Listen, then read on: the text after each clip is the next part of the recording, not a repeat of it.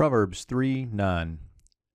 Kabed et Adonai mechonecha, umereshit kol tevuatecha. So here we begin with the PL imperative. One of the ways that I teach the verbs is to talk about a system of shells. And in this particular shell, one thing that I would be pointing my students to is this look right here. So the boxes that I've got is the R1, the R2, and the R3. So that's how I'm thinking about those. And if we put those same on top here, then what we have as the definitive PL imperative shell is this patach and this dagesh. So that's kind of how I'm looking at this in order to come about a PL imperative here real quick. We also have the thematic vowel sere, which helps us out a little bit there as well. Verbal root is kaved, kaf, beit, dalit. And in the call, this means to be heavy. Now, I'm going to kind of go around about here. If you just look the word up in Halot, you'll see that the PL means to honor. But if we look at this as a true PL, and we take this as a PL of a call stative verb. I hope that makes sense. So in the call, it is a stative verb, to be in the state of being heavy. If we put this into the PL, we get what's called a factative PL, or this means to make heavy.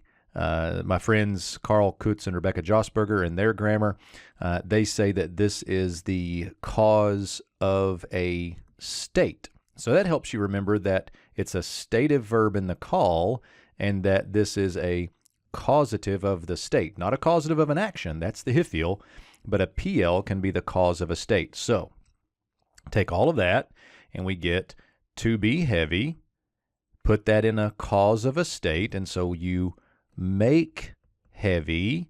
In other words, make weighty. Take seriously. That's the idea. Take seriously the Lord from your wealth or from your property. And so that's partly how we get around this idea from a PL of kaf, beit, dalit to the idea of honor. And so this is the way we want to translate this. Honor the Lord from your wealth, from your property.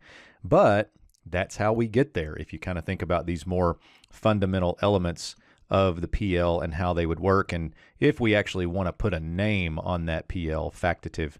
So a little bit more in-depth there on the PL verb. We're looking at a good solid 2.5 minutes here on the first verb, but there you go.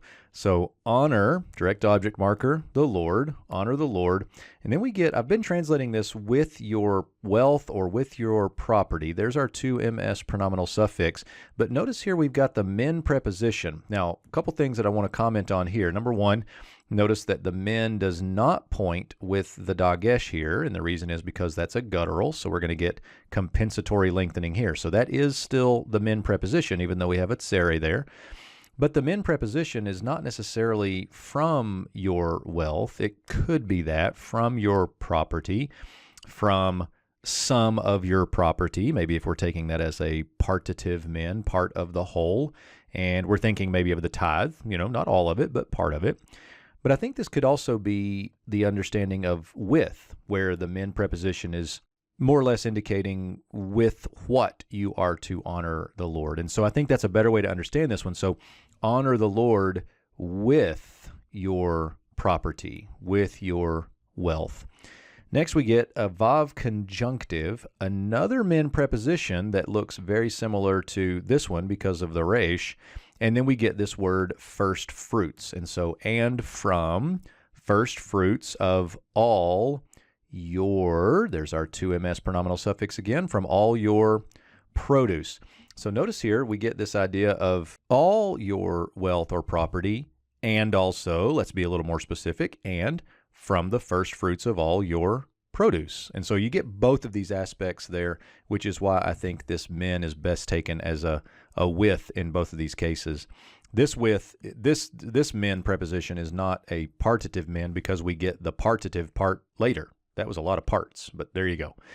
So, and from the first fruits of all your produce. Now, you heard me say, and from the first fruits, but where's the definite article right here? Anybody see the definite article right there? Well, maybe not. What we're looking at here in this whole thing, let me erase some of this, is we're looking at kind of the idea of a construct package. The first fruits of all your produce. And what happens in this case is when the second aspect of a construct package is definite, then the entire package becomes definite. And that's why we get the in front of first fruits. Now, you might say, well, how is the final element definite? And it's because of this pronominal suffix right here. So remember, with a pronominal suffix, we're not talking about just any produce. We're talking about your produce. And so that specifies it, making it definite or determined. And so then we get the first fruits of all your produce. And that definite article is part of the syntax with this construct.